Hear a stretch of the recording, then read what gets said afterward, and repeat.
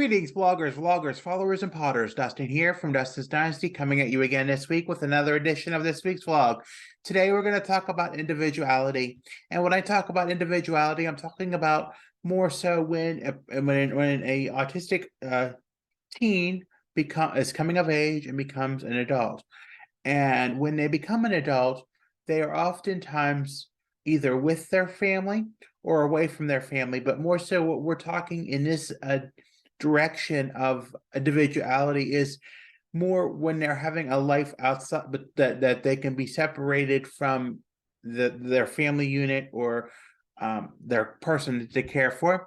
And it's not saying that everybody can, but there are many that can and yet is not able to regulate. When I talk about co-regulating, I co-regulated off of my mother for a very long time. I did not move out on my own until I was 33 years old. And for some time in 2020, I did spend a great deal of time co-regulating. And I didn't accept that a while back. And now I'm finally at 37, able to get at the point where I am able to not so heavily depend on her to co-regulate and make every decision. That is so much with what individuality is. Individuality is the freedom of not having to rely on others to make decisions or base their opinions off of. And for so many autistics, it can be so hard for us to not to base our opinions off of somebody we love and is constantly cared for us in a nurturing manner, or we co-regulate off of. It's very challenging to both the person, the family member, and to the individual themselves. For the family member, it's a constant state of worry or a constant taxing part of it, where they are constantly bombarded with the individual's request for every answer to be met. And for my mother and I, that was a constant battle sometimes, where I would have to ask about everything that I would want to do in life. And my mother would always tell me that I would have to make the decision. And to some degree, I could make decisions, but oftentimes I really, and still do at times, very much value what she has to say and what her feeling or her opinion is on something. And to realize that I am an autistic adult, but I do live on my own, is a very it's very I never thought I could live on my own at first. I went and looked at a place one time. I did not take it. I almost moved into a supported living situation, but I did not like it, and I had a lot of fears about it, and anxiety crushed it. But then ultimately I moved into a place 4 years ago, and then unfortunately that didn't follow through and work. Eventually it fell apart, and I rebounded myself over 2 years ago, and I'm back where I'm at today. But to even get to the point where I am today, where I can make decisions on my own, and not that we don't want to discount a family member, but as an individual, as an adult in society, even for an adult my age who has neurotypical peers that can make very well many decisions, have a family, and be quite responsible, frankly, it can be a challenge for autistic adults to have that sense that everybody else has, or have the wanting and desire that their neurotypical peers have, but yet they fear making a decision, fearing that it would be the wrong thing, or that they need their co-regulator or their co-regulating family member to make that decision for them. And that can be a challenge. It can really be a challenge for many autistic individuals to be able to regulate and be able to make decisions on their own behalf. And sometimes parents are likewise are worried as well, and will often put safeguards in. And I think that's a good thing in a way, but also having that sense of freedom is you don't know what it's like until you have it.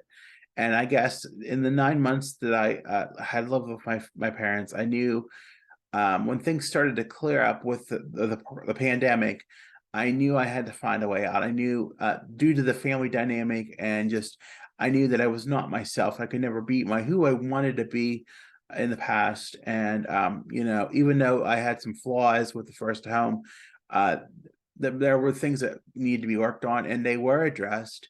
But also I had my sense of self back, and the ability to do things, such as go for breakfast and be able to have breakfast and make decisions.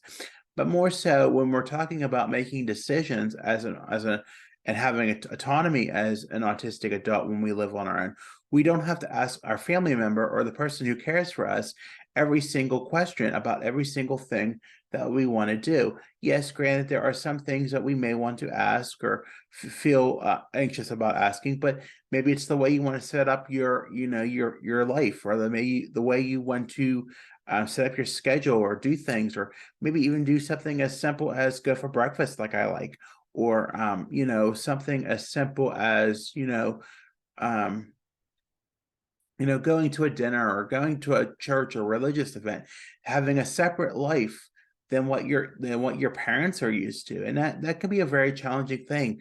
I think a lot of times we like to follow in the perception, especially in America, is that we follow in our parents' footsteps when we do things, and as a family member who is often held into that regard of our forefathers and our grandparents or great grandparents, and of course things have changed, and there's many memories we had from them.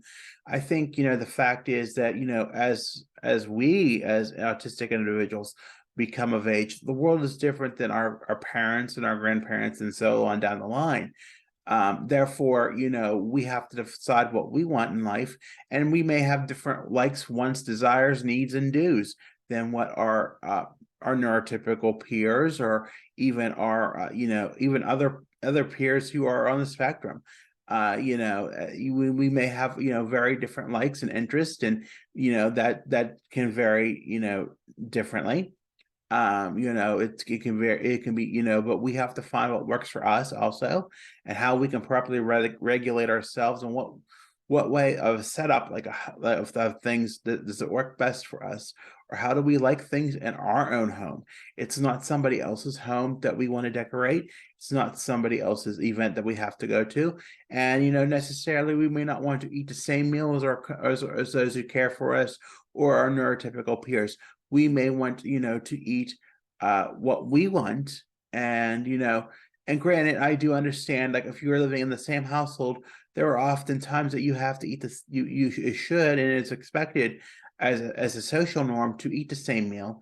And I'm not in any way discounting that either. I'm talking about, like, when you, like, do you go with your family member every living moment of the day because you have to, or because you want to? That is the question you have to ask yourself. Is it because you can't find something to properly regulate yourself or properly do on your own? Is that the thing that is bothersome? I think some things you have to learn how to help yourself in a way. And one of those things this weekend, and this is probably one of the best weekends I've had at this juncture. Granted, it's only about 10 o'clock on a Friday night, but is keeping a list of things that I can do on my free time, so that I'm not constantly getting into the looping and the rumination that we've talked about so many times on this vlog. So I can constantly have something in the back of my mind to do, and it's okay if I want to relax for a little bit. It's okay if I want to deregulate, de-stress. It's perfectly fine. But for the reality of the situation is that we have to find things to fill our void of our time, and I'm going to talk about that on Thursday on my blog. I encourage you to visit Justice Dynasty USA after 5 a.m. on Thursday morning, and that blog will be published. But you have to find a void to fill your time. And it was really interesting last night, because I did watch Carrie Caliello. She is the author of What Color Is Monday, and another book. I can't quite get the name right now, but she specifically hosted Temple Grandin last night. And if anybody who hasn't known Temple Grandin, she's a well-known researcher. She identifies as autistic, and she's very well versed in autism and being autistic, and has written many books over 3 to 4 decades about being autistic. And there are some great reads, and I'm going to add them to my want to read list as I'm trying to get more things to do in my my free time, but to properly regulate myself. But there was so much in that interview that she specified, and that was not to be on video games, not to be just a couch potato, not just to be sitting. And I think another part of that that made me think that was last week, not this week, past week, but the week before, I watched My 600-Pound Life, and how somebody could just eat out of their bed and not move around the house and be over 600 pounds, which granted, I am half that size, and I did speak a little bit on that effect last week. How that could be a very depressing and sad life. And myself, who can ambulate and get out and get things moving, and it's pretty quite mobile, if I might say so myself. Those things help me get going. But when I'm going out and doing those said things, like going to the store or going to the restaurant or going for a walk to the park, for example, maybe I want to go to the park and read, maybe I want to go to the park and write. But maybe those things, those are things that I do on my own, and I decide what I want to do. And I live in a safe enough community, and those things that you want to do. Let's take another example to that. My city just is going through a recycling program, and as such, we are having you have the opportunity to buy a recycling container for your residents. Every resident in the city is allowed to have one. And it is my choice, because I do drink a lot of plastic, out of a lot of plastic, and have a lot of stuff that can be recycled, frankly. And that's my belief, and that's what I would like to do. And I'm going to go and get my container in a couple weeks, so when they have the distribution day, because that is my choice. I'm choosing to recycle. I don't have to recycle. I'm not being forced to recycle, but it is my choice to recycle, because I know it does good for the environment, and it's something that gives me a little bit of oomph. I'm doing something good. Many things, it can be it's all about, and finding those interests and those hands-on skills. That was what Dr. Grandin said last night. Those hands-on skills and keeping busy and keeping engaged and building relationships. It was very fascinating. And a little side note to her conversation was like autistic like behaviors, such as stimming and regulating.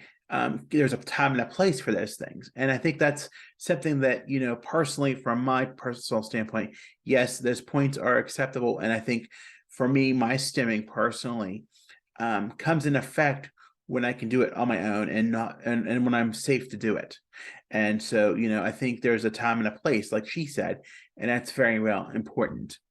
So I think you have to choose what you want to do in life, and let that and as as parents of those who are autistic, cutting that cord, so to speak, or not being so much of that helicopter parent, can be a very challenging thing, because you overly burdenly worry.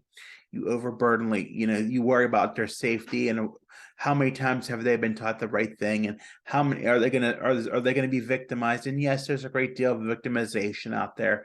There's a great deal of things that could happen.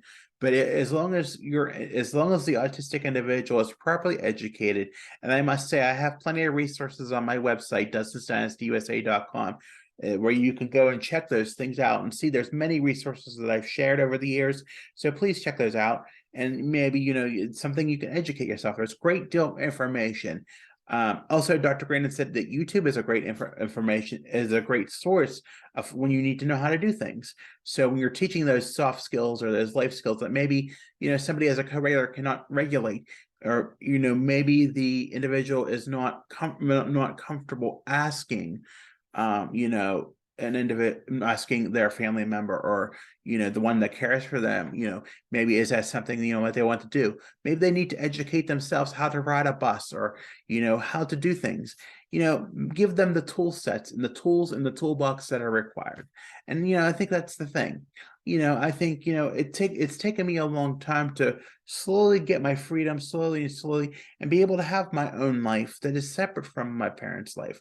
So for so long I have co-regulated so long with my family members that sometimes it takes a while to break away. And granted, we had some falling outs in the first 2 years of my independence, and for 9 months I lived with my parents, and now I'm back on my feet. And I seem to be regulated pretty well from what I can tell. So things are starting to turn a corner. They're starting to get better, and that's the good thing. I want to thank you again for listening tonight. Be sure to follow me on my channel and subscribe and like that video. If you haven't already, tap that notification bell. Be sure to follow me on Facebook, Instagram, Twitter, and Pinterest at Dustin's Dynasty. I'm on the web at DustinsDynastyUSA.com. I have a Linktree handle that's Dustin's Dynasty, and I'm not doing TikTok anymore, but because I'm having issues with the app, and I think there's a lot of issues going on with it. So that was a personal decision I made, but it's still there at Dustin's Dynasty ASD if you would like to view any videos. I want to thank you again for listening. Be sure to have a good night, everybody, and be sure to have a good weekend. Take care out and stay safe out there. Bye for now.